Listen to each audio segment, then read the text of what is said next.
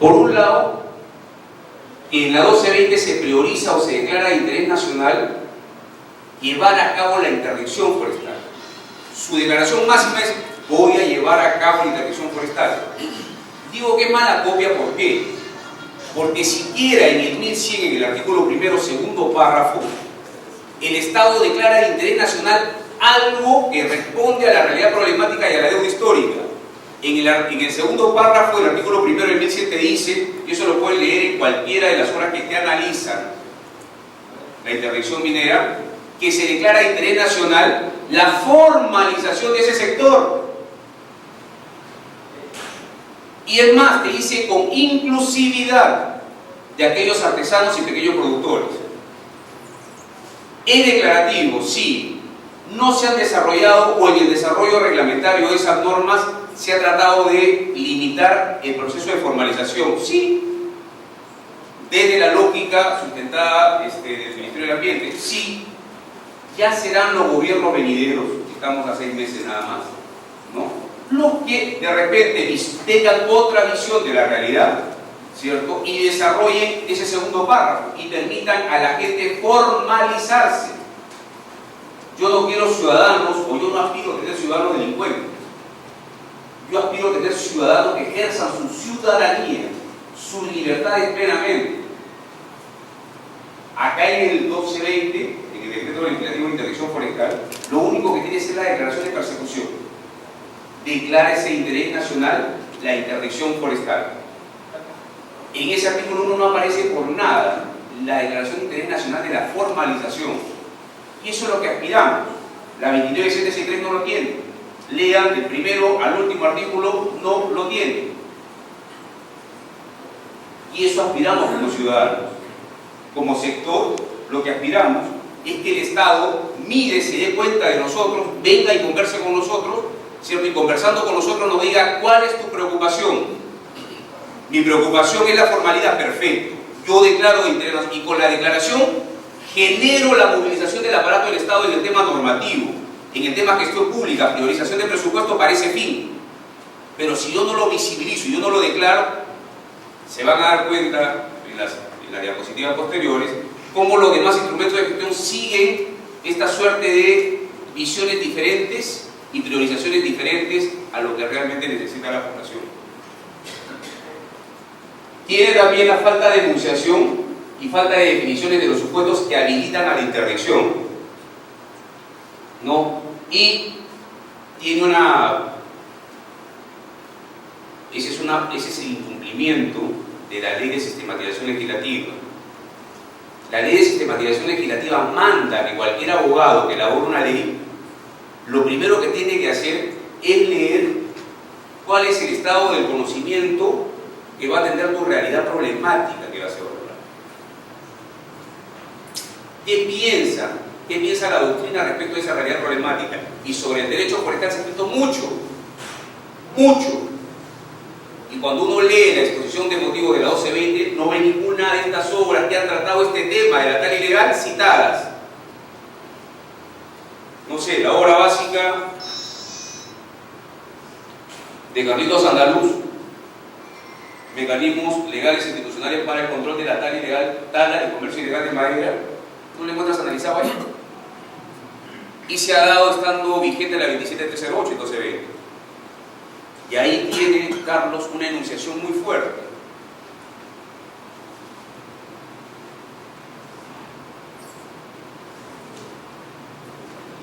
Bueno, este es el discernir que tiene la exposición de motivos de la 1220. Y acá se hace una suerte de reflexiones hasta de un ensayo de definición en este último párrafo. La tala ilegal de la actividad vinculada al aprovechamiento de madera sin cumplir con las disposiciones legales vigentes, recursos forestales maderables. Sesgo hacia el aprovechamiento y decanta o no visibiliza que la tala ilegal también se puede producir en las acciones de desbosque o cambio de uso, y no solo en las que practica el que aprovecha sosteniblemente o aprovecha incumpliendo las normas, pero aprovecha el producto maderable con fines comerciales. Ese elemento no se incluye en este análisis de exposición de motivos. Y eso es, creo yo, un tratamiento dispar. Ustedes tienen en su realidad ucayalina, como lo tiene San Martín, como lo tiene Loreto, el de bosque y el cambio de uso para el desarrollo de palma aceitera de una manera muy gravosa, muy gravosa. Es más, en las alegaciones que se tienen en Fiscalía, ¿no?, se discierne que ellos no necesitan el cambio de uso, no necesitan recurrir al Estado a efectos de desarrollar el cambio de uso. Y sobre eso hay una suerte de, en Loreto, me sugiere que hubo un archivo para el caso Tachillán. Acá todavía me sugiere que está en cierre la investigación de este caso que está yéndose a Guaitía, ¿no? Todavía está en investigación, pero se asume, y lo expuesto en las entrevistas periodísticas por los titulares de esta empresa, es que ellos no necesitan las autorizaciones porque los títulos de propiedad supuestamente incluían el cambio de uso, la autorización de cambio de uso. Cosa que no es así. La 27308, que estaba vigente, la 014 estaba vigente, y en todas estas normas te discernían o te requerían para que tú desbosques y desarrolles actividad agrícola donde existe cobertura forestal, que tengas la autorización o vayas al Estado a requerir el cambio de uso o vayas a requerir el bosque. Eso está vigente o estuvo vigente. Pero eso no lo hallamos en la 1120. Casualidad. Casualidad que no se haya en la 1120 estos discernimientos. Solo se ve o solo se fija en el aprovechamiento forestal maderable. O sea, en el que se aboca a aprovechar 1, 2, 3, 4, 5 árboles, ¿cierto? Y no sobre el que te mete talarraza sobre 4.000 o 3.000 hectáreas o 1.500. Cosa particular del análisis que tiene la exposición de motivos de la 1220. Te plantea supuestos, análisis de los supuestos vinculados al aprovechamiento sostenible, ¿cierto?, en la exposición de motivos. Te dice y denuncia nada más que lo que se ha descrito arriba sobre tala ilegal podría desarrollar o desarrolla el frente que es comercio de productos ilegalmente obtenidos, que se lo va a enunciar como tráfico ilícito. Te desarrolla las causas de por qué se gesta tanto la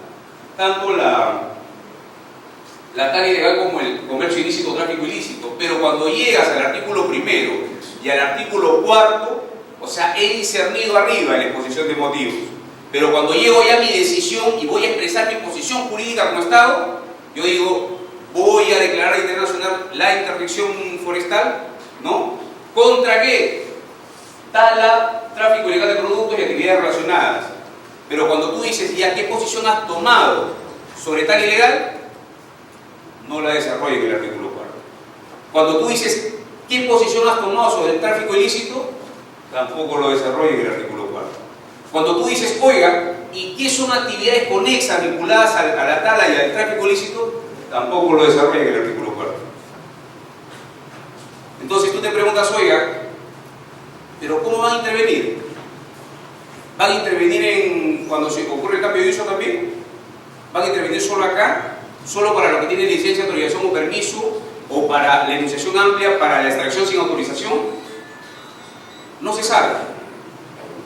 Y el no se sabe normalmente se ha resuelto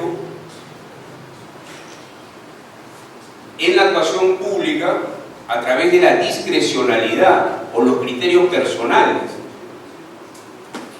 Y los criterios personales en la administración pública han dado origen ¿a qué? Normalmente al acto de corrupción. Y la ciudadanía, o sea, todo el sector, ha estado históricamente expuesto, ¿cierto?, por la no definición, a la discrecionalidad y a veces a la corrupción. Y eso creo que la gente ya va sintiendo el hartazgo, ¿no?, de ser sometido y manoseado día a día en cada sitio, para presentar el expediente, para movilizar el producto, o sea, siempre hay eso que acompaña, esa suerte de tara que acompaña al actor forestal o al actor de fauna. Entonces, esto que debió solucionarse en la 1220 no se solucionó. Si uno mira el 1100, el decreto legislativo 1100, en el artículo tercero, del 1100, el 1100, a diferencia del artículo cuarto del 1220, sí te desarrolla y te define qué es la minería ilegal, sí te arroja los supuestos de lo que es la minería ilegal, o sea, te define la conducta ilícita. En el artículo primero y en el artículo cuarto del 1220 de interdicción forestal no te define nada, solo te define la consecuencia, que es la interdicción, pero no te define el supuesto cuando voy a intervenir. Eso, a mi juicio, es un despropósito y que debiera solucionarse. En la exposición de motivos y en la parte decisoria se comete un error craso. Como lo hemos leído en las primeras filminas, lo que estaba vigente hacia el 24 de septiembre era la 27308, su reglamento, y de la 29763 estos artículos, el 12, 13, 14, 15, 16, 17 y 145. El día 24 de septiembre se señala que se modifica el artículo 145 y primera disposición complementaria de la 29763. Esto no estaba vigente. O sea, el abogado que elaboró esta norma en la exposición de motivos, y eso no lo advierte, no leyó, ¿cierto?, qué normas estaban vigentes, y eso es una obligación al elaborar una norma. Se dice, no, pero no hay problema porque esto entró en vigencia 30 días después y en el intermedio se puso en vigencia la 29763, sí, pero cuando yo hago mi exposición de motivos leo cuál es mi marco jurídico vigente, el cual voy a afectar con las derogaciones o modificaciones. Eso es lo mínimo que debemos hacer. Eso tiene la 1220.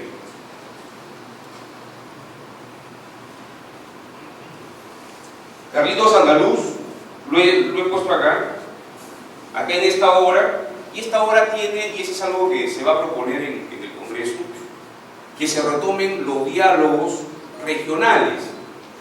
O sea, hacia 2006, 2007, 2005, existió a nivel regional en Loreto, en San Martín, en Ucayali, las mesas regionales para tratar el tema tal y legal.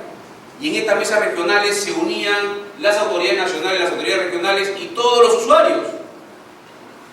Y en este libro se recogen muchas apreciaciones de ingenieros, técnicos, empresarios, ¿cierto?, que dan origen a las reflexiones de Carlos y a los ensayos y las definiciones de este autor.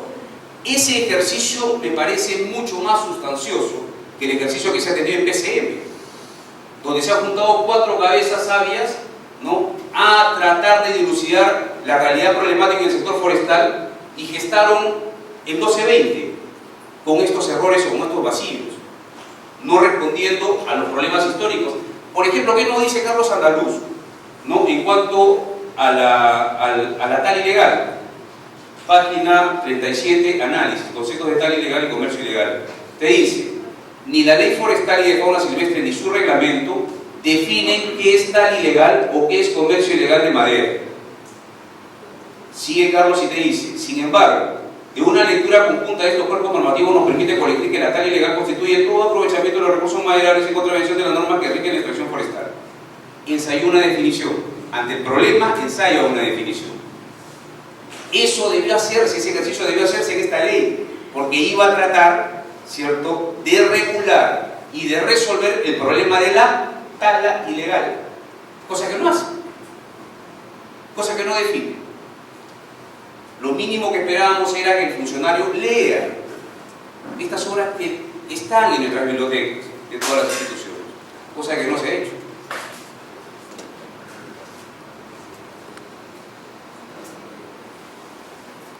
Miren, en los mismos documentos de la Comisión de Lucha contra la Tala Ilegal, ¿cierto?, si uno lee la Estrategia Nacional 2004, ¿cierto?, en todo el contenido no aparece la definición de tal ilegal. La definición de tal ilegal aparece en un informe del 2008, informe sobre la tal ilegal en el Perú, visión y aportes a la presidencia de la Comisión Territorial de Lucha. Acá que te dice que ensaya O sea, ¿esto estaba en manos del Ejecutivo? Sí. ¿Estaba en manos del PCM? Sí. ¿Qué te dice? Tal ilegal es toda actividad destinada al aprovechamiento de maderas comerciales, a la simple eliminación de la cobertura forestal con fines comerciales o no comerciales bajo formas no autorizadas, es decir, sin contar con los permisos, autorizaciones y autorizaciones forestales y sin planes de manejo aprobados. Aunque tiene sesgo al aprovechamiento maderable y no a las actividades que no sean aprovechamiento maderable, pero ensayan una definición. Eso tampoco se advierte en el contenido del 1220. Y este es un documento que obraba como antecedentes dentro de la Comisión de Tal Ilegal. Entonces, estos problemas que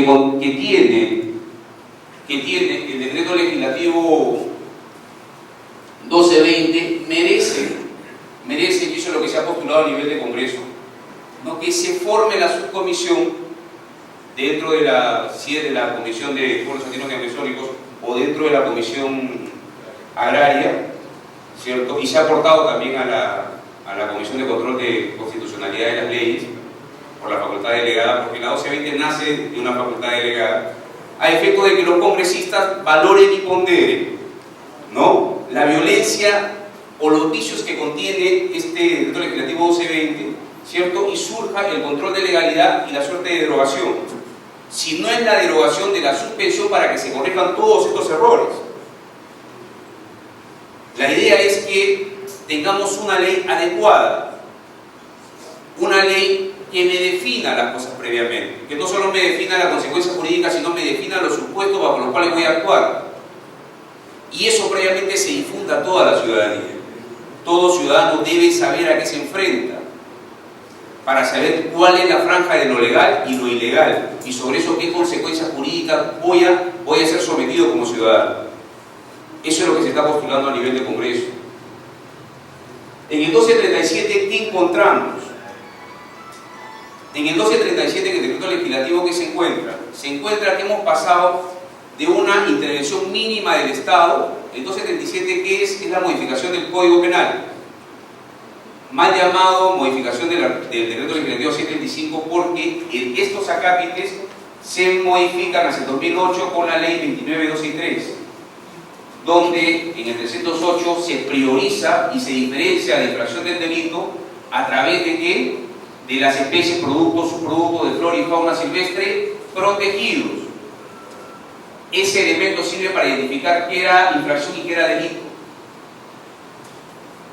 Sabemos que en las discusiones que se han tenido en PCM, el origen de maximizar o arribar a la reflexión de que todo es delito pasa por la suerte de evaluación de determinado sector del Ejecutivo de las funciones, de la forma como ha ejercido funciones de los gobiernos, la Autoridad Nacional Forestal y la Autoridad Regional Forestal, señalando que no se han cumplido las funciones de forma debida y queda menester sacar este decreto legislativo a efecto de afirmar al Código Penal como un medio de control de las conductas ilícitas dentro del sector. O sea, casi negando a las autoridades forestales. Entonces, sobre ese razonamiento se dice, no, desaparece esa categoría de lo legalmente protegido para el 308, y 308A, B y C, ¿no? Y se pasa a la figura de toda especie forestal y de fauna silvestre que se comercialice, transporte, transforme, embarque, reembarque, etc. O sea, todos los verbos que caen en la cadena de valor, ¿cierto?, que se practiquen sobre especies de flora y fauna silvestre. En general, ¿cierto?, sin licencia, autorización, etc., incurre en delito. Ha pasado a maximizar la intervención del derecho penal sobre todas las conductas. Ese elemento me parece poco diligente, sí. ¿Por qué? Porque no franquea la diferencia entre una infracción y un delito. Es más, en la definición que te deja el 1220 no franquea la diferencia entre interdicción, delito e infracción. Los mismos supuestos, que es extracción, transformación, transporte, comercialización, almacenaje, embarque, reembarque, todos esos supuestos están también como infracciones. Todos esos supuestos encajarían, o parte de los supuestos encajarían también como supuestos de interdicción a la interpretación de la autoridad. Entonces vas a tener a un ciudadano, ¿cierto?, bajando en Yarinacocha donde le van a hacer la interdicción y van a hacer el proceso de interdicción, donde va a ser Fiscalía va a iniciar el proceso de investigación penal y por ese mismo hecho también se le va a iniciar el proceso de investigación o inicio del procedimiento administrativo sancionador. O sea, sobre una conducta, 3 procesos. Creo que ese es un elemento que debe merecer análisis. O sea, tenemos que franquear en técnica jurídica qué es delito, qué es infracción y qué es un supuesto de interdicción, para que cada autoridad sepa cómo va a actuar y cada ciudadano sepa cómo va a ser tratado por la autoridad. Cada quien vea cómo se las arregla. El fiscal vea cómo lo implementa, la policía también, la autoridad regional también, y el ciudadano que esté en medio de las olas vea cómo se salva. Y todo esto sobre un supuesto de inacción por no emisión de normas complementarias, por no emisión del plan de adecuación, por derogación expresa de todas las normas reglamentarias que te permitían formalizarte, ¿cierto? Dejándolo en vacío al ciudadano y dejando en vacío a la autoridad regional de las ATFs para atender a la ciudadanía. O sea, sobre eso se gesta esta maximación del derecho penal sobre las conductas de cualquier ciudadano. Eso me parece que merece ser revisado.